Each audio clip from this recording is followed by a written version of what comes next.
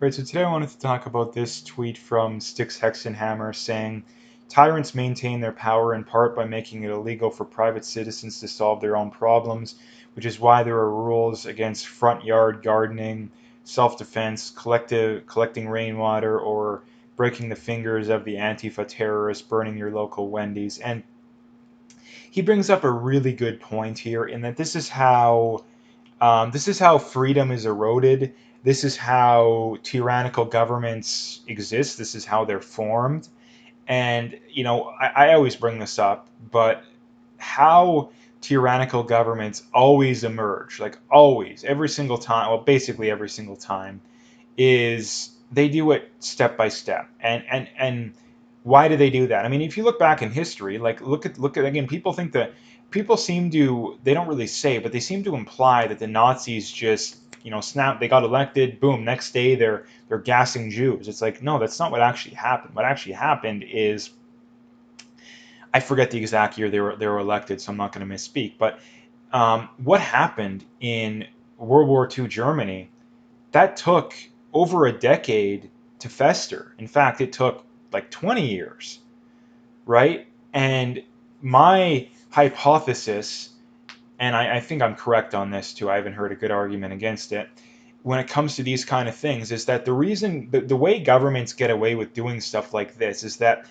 they do it over a period of time. They do it step by step. Even if they have to do two steps forward, one step back over and over again, that's what they'll do. And the reason they do that is that they can get their tyrannical agenda rammed through um, without having to be very open and honest about it. And not to mention, too, the vast majority of the general public um, will not catch on, right? They will not catch on because, again, look at censorship. This is the prime example of it, is that um, if they start, like, the goal with censorship is very obvious in my mind, is it's to ban anyone who is the least bit of a critical thinker, to ban anyone who's the least bit anti-establishment, to ban anyone who questions the narrative in any way, shape, or form. And when I say anyone, I mean anyone. They haven't done that yet, right? They've banned a lot of people, but there's still a lot of people, like, I mean, Twitter, for example. There's still a lot of people that I trust on Twitter. Very few on YouTube. Don't have Facebook, so I can't speak to that.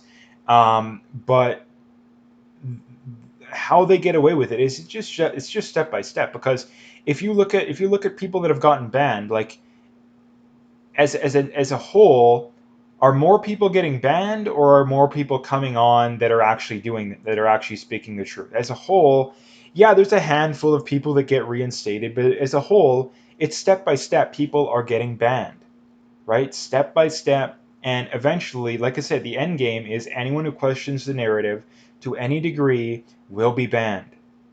And they've been doing this for over 5 years now. Basically, I mean, they started like maybe 10 years ago, roughly, with the censorship, but it was nothing too bad up until, you know, prior to the 2016 election was when censorship ramped up, and then prior to the last election was when it went on steroids, basically. And then I don't even, like, they're gonna have to ramp it up even more eventually too. And the reason they do that is, number one, like I said, if they do that, they can get away with it because the average person is not smart enough to catch on, right? And the other way they can get away with they basically have to do it is eventually they get backed into the corner, because the more they censor, the more it's a positive feedback loop, right? Because their narrative is, oh, we're only censoring the crazy people. The problem is that their definition of crazy people is anyone who questions the narrative in the slightest. So what ends up happening is they need to censor pretty much anyone who disagrees, which is a pretty large percent of the population. That's maybe, I don't know, 20, 30, 40, maybe 50% of the population. So if they're going to need to censor that many people when they said it was only the crazies, it takes a lot of mental gymnastics to justify that, which is why they always end up censoring so many people. And this is the other reason too why, you know, big government, why welfare and free healthcare and all this kind of these leftist policies, why it always leads to communism or fascism, is that it doesn't work. And the problem is, I mean, we know it doesn't work. It's obvious it doesn't work, and everybody knows it doesn't work, at least compared to the alternative. And the problem is that they have to constantly ramp it up because, like, I mean, you take Canada, for example, right now, we have a massive amount of the population that's hooked on quote unquote free healthcare, right? There is no possible way that people will vote that out, right? It won't happen, right? It won't happen. No matter how bad the system gets, right? Like, we could literally be at the point where it's like a 10-year waiting list to get on a list for a surgery or an MRI, and like a week wait or a month wait to get a cast for a broken bone. People still will not vote it out. It doesn't matter how bad it gets, people will not vote it out because they're hooked on it. And this is why they get away with stuff like this, is because it's inevitable. It has to happen. It's the only way to maintain it. Right? You either get freedom or you get tyranny. You don't get anything in between. Right? It's just not possible. Um, and again, the other way they get away with it is things like he brings up here too. It's these little things, right? Front yard gardening, self-defense, collecting rainwater. Like, most of these things effectively make no sense for them to be illegal, right? I mean, you're not going to probably not going to end up in jail for any of those things, but it's still illegal, right?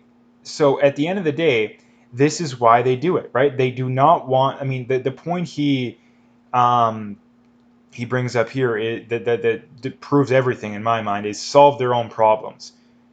They do not want people to be able to solve their own problems, because if people can solve their own problems, that means they don't need the government, right? That is the whole goal. The whole goal is to get it so people need the government, right? That is the goal. So um, I don't want to go on too far for this. I could talk forever, so I'm going to leave it there. But again, if you like the video, make sure you hit that like and subscribe if you haven't already. Make sure you check out those links below. Follow me on those other platforms if you haven't already. Again, if you want to donate, you can do that as well. Um, like I say, check out those links and stay tuned for more.